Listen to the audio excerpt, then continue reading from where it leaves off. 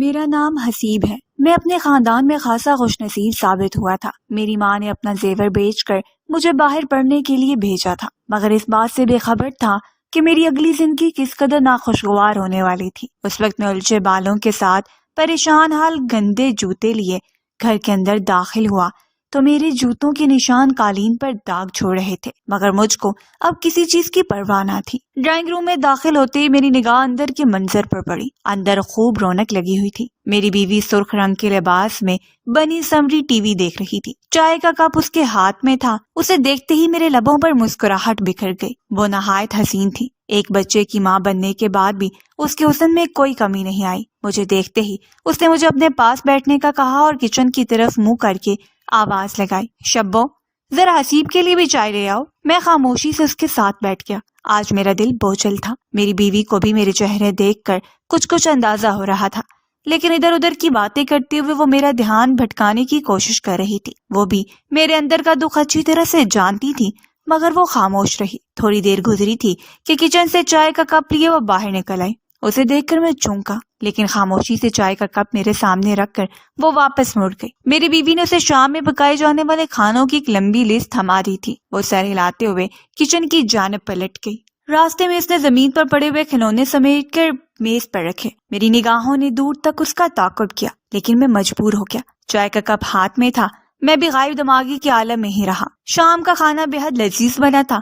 شبو کے ہاتھ میں تو کوئی جادو ہی تھا۔ بیوی کھانے کے دوران مسلسل باتیں کر رہی تھی۔ میں غائب دماغی سے اس کی باتوں کا جواب دیتا رہا اور جلدی سونے کے لیے اٹھ گیا۔ ذہن پر نہ جانے کیسا بوجھ تھا کہ کافی دیر تک بستر پر کروٹ بدلتے رہنے کے باوجود مجھے نیند نہیں آئی۔ میری بیوی بے خبر نیند سو رہی تھی۔ سوتے ہوئے بھی اس کے حسین چہرے پر نظر ٹکانا مشکل ہو جاتا۔ میں خاموشی سے اٹھ کر کمرے سے باہر چلا آیا۔ یوں ہی کمرے میں دائیں بائیں ٹہلتے ہوئے میرے کانوں میں ایک عجیب سی آواز ٹکرائی۔ آواز جہاں سے آ رہی تھی میرے قدم بے اختیاری اس جانب کو مڑ گئے۔ کمرے کا دروازہ کھلا تھا۔ میں نے ہاتھ کا دباؤ ڈال کر دروازہ کھولا اور سامنے کا منظر دیکھتے ہی میرے لبوں سے گھٹی گھٹی سی چیخ نکل گئی۔ جو کچھ میں نے دیکھا تھا اس کے بعد خود پر قابو پانا میرے لیے ناممکن ہو گیا تھا۔ اسی وجہ سے آج میرا دل بوجھل تھا۔ یہ ایک نامحسوس خوف تھا جس نے صبح سے ہی مجھے اپنی لپیٹ میں لے رکھا تھا۔ آج اسے اپنی آنکھوں سے حقیقت میں ہوتے دیکھ رہا تھا۔ اٹھتے قدموں دوڑتے ہوئے میں واپس اپنے کمرے میں آ گیا۔ میرا سانس دھک دھک کر رہا تھا اور میرے پسینے چھوٹ رہے تھے۔ اس سردی کے عالم میں بھی مجھے اپنے جسم پر پہنا ہوا لباس چبھنے لگا۔ میرا دل شدید خوف سے دھڑک رہا تھا۔ آنسو تھے کہ بہتے ہی چلے جا رہے تھے۔ اگر کوئی رات کی اس پہر مجھ جیسے مضبوط مرد کو روتے ہوئے دیکھ لیتا، نہ جانے اپنے دل میں کیا سوچتا، لیکن حقیقت تو یہ تھی کہ ماضی پوری قوت سے مجھے جھنجھوڑ رہا تھا۔ نہ چاہتے ہوئے بھی میں آج سے 3 برس پہلے کے واقعے کو یاد کرنے پر مجبور ہو گیا تھا، جنہوں نے میری زندگی تہبالا کر دی تھی۔ میں آسٹریلیا سے پڑھ کر آیا تو میری شخصیت میں ایک عجیب سا نکھار تھا۔ میں خود بھی ہواؤں میں اڑ رہا تھا۔ بھلا ہمارے پورے خاندان میں کوئی لڑکا بھی میرے مد مقابل نہ تھا۔ یہاں تو لوگ پاکستان میں پڑھنے کے لیے ترس رہے تھے۔ ان کے والدین انہیں کم عمری میں ہی ورک شاپ یا سبزی کے ٹھیلے پر کھڑا کر دیتے تھے۔ صرف ایک میرے ماں باپ ہی ایسے تھے جنہوں نے محنت مزدوری کے باوجود مجھے آسٹریلیا پڑھنے کے لیے بھیجا تھا۔ آج وہ دن آ گیا تھا جب میں نے اپنے ماں باپ کا خواب پورا کر دکھایا تھا۔ میرے گھر آنے کی خوشی میں اماں نے پورے خاندان کی دعوت رکھی تھی۔ خاندان کی عورتیں میرے صدقے واری جا رہی تھیں۔ میں سب سمجھ رہا تھا۔ لڑکیاں چھپ چھپ کر مجھے دیکھتے ہوئے ایک دوسرے کو اشارے کر رہی تھی۔ ہر گھرانے کی یہ خواہش تھی کہ میں ان کا داماد بن جاؤں۔ لوگ پلیٹ میں رکھ کر اپنی بیٹی مجھے پیش کرنے کو تیار تھے۔ اس خیال نے مجھے ویسے ہی مغرور سا بنا دیا تھا۔ مغرور کیوں نہ ہوتا؟ میں خوبصورت تھا، اعلیٰ تعلیم یافتہ بھی تھا، اور پاکستان آتے ہی مجھے بہترین نوکری مل گئی۔ روپے جیسے کہ گھر میں ریل پیل ہونے لگی تھی۔ ان سب چیزوں نے مل کر میری شخصیت میں ایک عجیب سا گھمنڈ پیدا کر دیا تھا۔ دعوت کے دوران بھی میں نے کئی لڑکیوں کی نگاہیں خود پر محسوس کی تھیں، لیکن میں نے سر جھٹک دیا۔ شادی کروں گا تو اپنی ہی مرضی سے، اور میری بیوی تو بالکل میری طرح ہونی چاہیے۔ اس خیال نے میرے دل میں جگہ بنا لی تھی۔ دعوت ختم ہوئی تو برتن سمیٹتے ہوئے اماں بہت خوش تھی۔ وہ بار بار میری بلائیں لینے لگیں۔ پہلے اس خاندان نے کبھی مجھے منہ ہی نہ لگایا تھا۔ آج میرا بیٹا اعلیٰ تعلیم یافتہ ہو گیا ہے تو دیکھو کیسے سب میرے آگے پیچھے پھر رہے ہیں، وہ بڑے فخر سے کہہ رہی تھی۔ میں مسکراہٹ تھی اور تب وہ ابا کے ساتھ بیٹھ کر انہیں کسی رشتہ دار کے بارے میں بتانے لگی جنہوں نے مجھے اپنی بیٹی کا رشتہ دینے کی بات کی تھی۔ مجھے غصہ آ گیا۔ اماں، میرے لیے رشتہ دیکھنے کی کوئی ضرورت نہیں ہے، شادی تو میں اپنی مرضی سے ہی کروں گا، میں نے کہا۔ لیکن اماں کا تو رنگ ہی اڑ گیا تھا۔ خبردار جو ایسی بات بھی کی اپنی مرضی سے نہ جانے کہاں سے لڑکی اٹھا کر لے آؤ گے؟ شادی سے پہلے نسل، ذات، پاس سب کچھ دیکھنا ہوتا ہے، اور سب سے بڑی بات یہ ہے کہ لڑکی گھر بسانے والی ہونی چاہیے۔ اس لیے شادی تو میں اپنی مرضی سے ہی کروں گی، اور فکر مت کرو، میں تیرے لیے ہیرو جیسی لڑکی ڈھونڈ کر لاؤں گی۔ اماں کی بات پر میں مسکرا دیا۔ میں خود ڈھونڈوں یا اماں چاہے ڈھونڈے، مجھے تو ہیرو جیسی لڑکی ہی چاہیے تھی۔ میرے موبائل پر کسی کی کال آ رہی تھی۔ میں موبائل ہاتھ میں تھامے گھر سے باہر نکل گیا، لیکن ذہن اب تک اماں کی باتوں میں ہی الجھا ہوا تھا، کیونکہ میں ہرگز اماں کی مرضی سے شادی نہیں کر سکتا تھا، مگر ان کے فیصلے کے خلاف بھی نہیں جا سکتا تھا۔ یہی سوچ سوچ کر میرا دماغ شل ہو چکا تھا۔ ایک روز میں نوکری سے گھر آیا تو گھر میں کچھ غیر معمولی چہل پہل سی نظر آ رہی تھی۔ میرے کمرے میں داخل ہوتے ہی سامنے بیٹھی ایک عورت نے یک اٹھ کر میرا ماتھا چومنا شروع کر دیا۔ میں نے ذرا غور کیا تو مجھے ان کی شکل کو جانی پہچانی لگی۔ اماں نے کہا، یہ تمہارے سسرال والے ہیں، میں نے تمہارا رشتہ طے کر دیا ہے۔ میں چپ ہو گیا،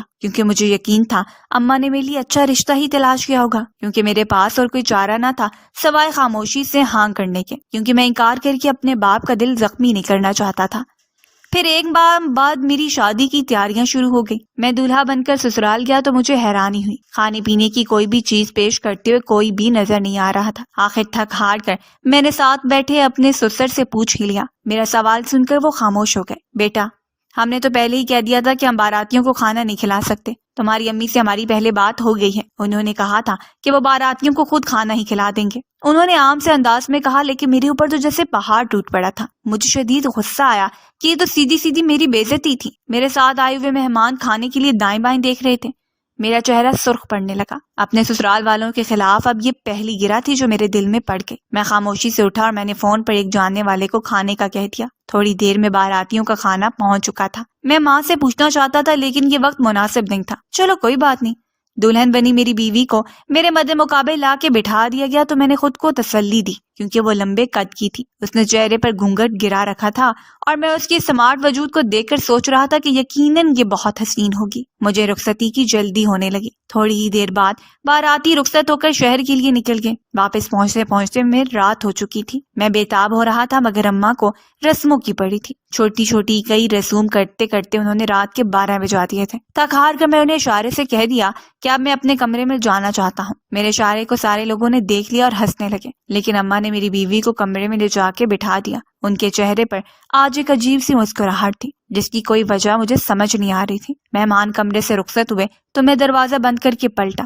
بیڈ پر میری بیوی اپنے لہنگے کو پھیلائے ہوئے بیٹھی تھی۔ کمرے میں خوبصورتی سے اصلی پھولوں کی سجاوٹ کی گئی تھی۔ دھیرے دھیرے چلتا ہوا میں بیڈ پر اس کے سامنے جا کر بیٹھ گیا۔ آج میرے ارمانوں کے پورے ہونے کا دن تھا۔ آج میری شاندار حیثیت میں جو ایک کمی تھی وہ بھی پوری ہو گئی تھی۔ یہ خوبصورت بیوی جس کی موجودگی میں مکمل ہو جاتا۔ میں نے ہاتھ بڑھا کر اس کا گھونگھٹ اٹھا دیا، لیکن اگلے ہی پل میرے قدم رک گئے، کیونکہ میری بیوی بالکل عام سی شکل کی لڑکی تھی۔ میرا پہلی رات ہی دل خراب ہو گیا، مگر وہ بہت خوش تھی۔ اپنی بیوی کو دیکھ کر میں باہر نکل گیا۔ نہ جانے کتنی دیر میں باہر سڑکوں پر گھومتا رہا۔ آخر کار میں نے فیصلہ کر لیا کہ میں اپنے معیار کے مطابق حسین لڑکی سے شادی ضرور کروں گا۔ اگلے دن ولیمے کی تقریب تھی۔ میں نے اسے تاکید کی تھی کہ وہ اپنے چہرے سے گھونگھٹ نہیں اٹھائے گی۔ اس بیچاری نے میری بات مان لی۔ پوری تقریب کے دوران لوگ اسے کہتے رہے کہ ولیمے کی دلہن کا تو کوئی گھونگھٹ نہیں ہوتا، لیکن وہ سب کو خاموش کراتی رہی۔ میرا دل اس سے شدید نفرت میں مبتلا تھا۔ شادی کے بعد دعوت شروع ہوئی تو میں بہانے بنا کر ہر گھر کو منع کرتا رہا۔ اگلے دن میں نے کام پر جانا شروع کر دیا، لیکن میرا بہترین دوست حنان کچھ کھٹک رہا تھا۔ میرے جیسے گھومنے پھرنے کے شوقین کو شادی کے اگلے دن ہی کام پر دیکھ کر وہ چونک گیا۔ اس نے مجھے اس شام اپنے گھر دعوت پر بلایا۔ میں نے اسے منع کرنا چاہا، لیکن اسے سختی سے میری بات رد کر دی۔ بھلا شادی کے اگلے دن کون کام پر آتا ہے؟ ہنی مون پر نہیں گئے تو میں بھابھی کو لے کر میرے گھر دعوت پر ضرور آنا۔ اس نے میری اتری ہوئی شکل دیکھ کر اندازہ لگا لیا۔ نہ چاہتے ہوئے اس شام میں اپنی بیوی کو لے کر اس کے گھر جا پہنچا۔ میرے دو دوست نے جب میرے ساتھ اس عام سی شکل و صورت والی لڑکی کو آتے ہوئے دیکھا تو پہچان گئے کہ میرا چہرہ کیوں اترا ہوا تھا۔ اس نے گھر میں طرح طرح کے کھانے پکوائے تھے۔ اس کے گھر والے مجھے بالکل گھر کا ایک فرد ہی سمجھتے تھے، لیکن میں ان کے گھر پہلی دفعہ آیا تھا۔ وہ لوگ کافی خوشحال تھے۔ حنا نے کھانا لگانے کا حکم دیا تو میں چونک گیا۔ اس کی چھوٹی بہن ڈرائنگ ٹیبل پر کھانا لگا رہی تھی۔ اسے دیکھ کر میں اپنی نگاہیں ہٹانا بھول گیا۔ وہ اس قدر حسین تھی کہ یوں لگتا تھا جیسے سیدھا پرستان سے اس دنیا میں اتر آئی ہو۔ اس کا لمبا قد، لمبے گھنگریالے بال اور سفید رنگت میرے دل و دماغ پر چھا گئی۔ میں بالکل ایسی ہی لڑکی تو اپنی بیوی کے روپ میں چاہتا تھا۔ میری نگاہوں کا اثر محسوس کر کے اس نے مجھے دیکھا اور اس کے چہرے پر سرخی پھیل گئی۔ میرا دل مچل اٹھا۔ میں ہر صورت میں اسے اپنی بیوی بنانا چاہتا تھا۔ میری بدصورت بیوی خاموشی سے سب بیٹھ کر دیکھتی رہی۔ اس نے بالکل تھوڑا سا کھانا کھایا تھا۔ حنان کے گھر سے واپس آتے ہوئے میں دل ہی دل میں عزم کر چکا تھا کہ میں اس سے بات کروں گا، اور میں نے زیادہ انتظار نہ کیا اور اگلے ہی دن میں نے اسے اپنی خواہش کا اقرار کر دیا۔ وہ بھی حیران رہ گیا۔ لیکن حسیب، ابھی 2 روز پہلے تو تمہاری شادی ہوئی ہے، اس نے کہا تو میں جھنجھلایا۔ مجھے ایسی بدصورت بیوی نہیں چاہیے، ویسے بھی وہ اماں ابا کی پسند کی ہے اور میں اپنی پسند سے شادی کرنا چاہتا ہوں۔ میں تمہاری بہن کو دنیا کی ہر خوشی دینا چاہتا ہوں۔ میں نے اسے ہر طور سے یقین دلایا۔ حنان بھی سوچ میں پڑ گیا۔ میرا شاندار سٹیٹس، بہترین نوکری اور روپے پیسے کی بھرمار نے شاید اسے سوچنے پہ مجبور کر دیا تھا۔ آخر کار اس نے فیصلہ میرے حق میں دے دیا۔ اس نے میری شادی کے لیے حامی بھر لی۔ اس روز میں بہت خوش تھا۔ میں نے گھر آ کر سب سے پہلے اماں کو بتایا۔ ان کی باتیں سن کر ان کے چہرے پر کوئی حیرت نہیں تھی۔ 1 ہفتے کے بعد میں غزالہ کو بیاہ کر اپنے گھر لے آیا۔ اس کی حسین ساڑی دیکھ کر میری بیوی چند لمحے تک وہاں کھڑی رہی اور پھر خاموشی سے کمرے سے نکل گئی۔ میں نے الماری سے اس کے سارے کپڑے نکال کر باہر صوفے پر رکھ دیے۔ اس کمرے میں اب غزالہ رہے گی۔ تم اماں کے کمرے میں سو جانا یا اسٹور روم میں نے نفرت سے اپنی بیوی سے کہا، لیکن وہ خاموش ہی رہی۔ البتہ اس کی آنکھوں میں آنسو چمک رہے تھے۔ اس نے خاموشی سے اپنا ٹھکانہ اسٹور روم کو بنا لیا۔ اماں صبح فجر کی اذان سے لے کر رات گئے تک اس سے کام کرواتی تھی۔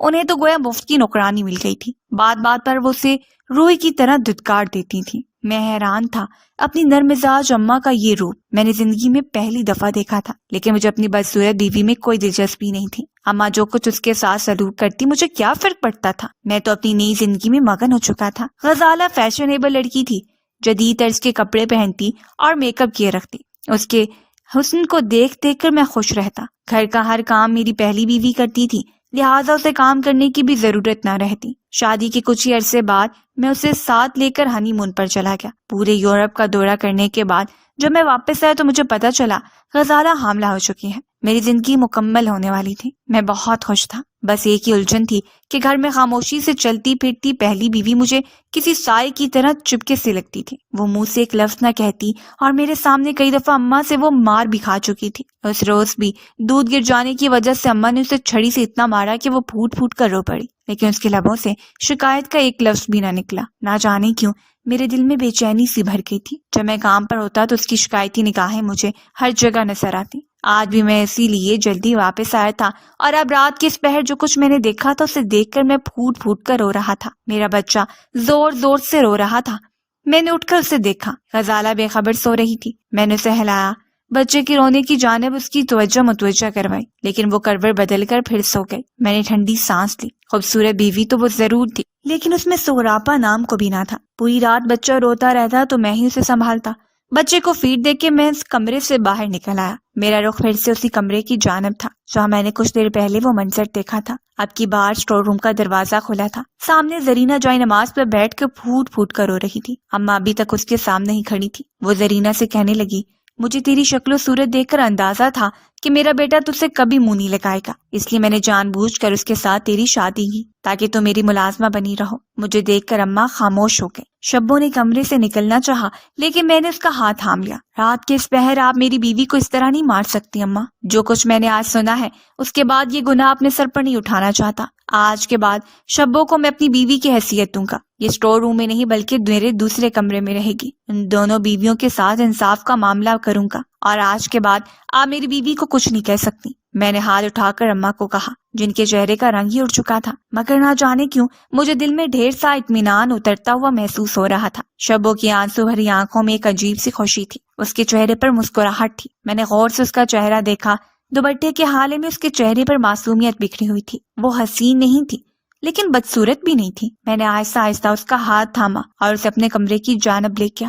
صبح ہی میں نے اعلان کر دیا کہ میں دونوں بیویوں کو برابر کے حقوق دوں گا۔ غزالہ پہلے تو روئی، چیخی، چلائی، لیکن پھر خاموش ہو گئی۔ اسے میری دولت اور جائیداد سے ہاتھ دھونا منظور نہیں تھا۔ اور شبو، وہ تو اتنی خوش تھی کہ اٹھتے بیٹھتے خدا کا شکر ادا کرتی نہ تھکتی۔ گھر کے کام کاج وہ اب بھی پہلے کی طرح ہی کرتی۔ فرق صرف یہ تھا کہ اب اس کی آنکھوں میں آنسو کی بجائے چہرے پر ہر وقت مسکراہٹ رہتی تھی۔ اس کی سنگت میں رہتے ہوئے مجھے احساس ہوا کہ سکھ دینے والی بیوی کیسی ہوتی ہے۔ میرے کپڑے، جوتے ہر وقت تیار حالت میں ملتے۔ وہ اپنے ہاتھوں سے میرے سامنے گرم گرم کھانا رکھتی اور کبھی اف تک نہ کرتی۔ اور اب تو میں نے بھی اپنے دل میں عہد کر لیا تھا کہ شبو کو بہت خوش رکھوں گا۔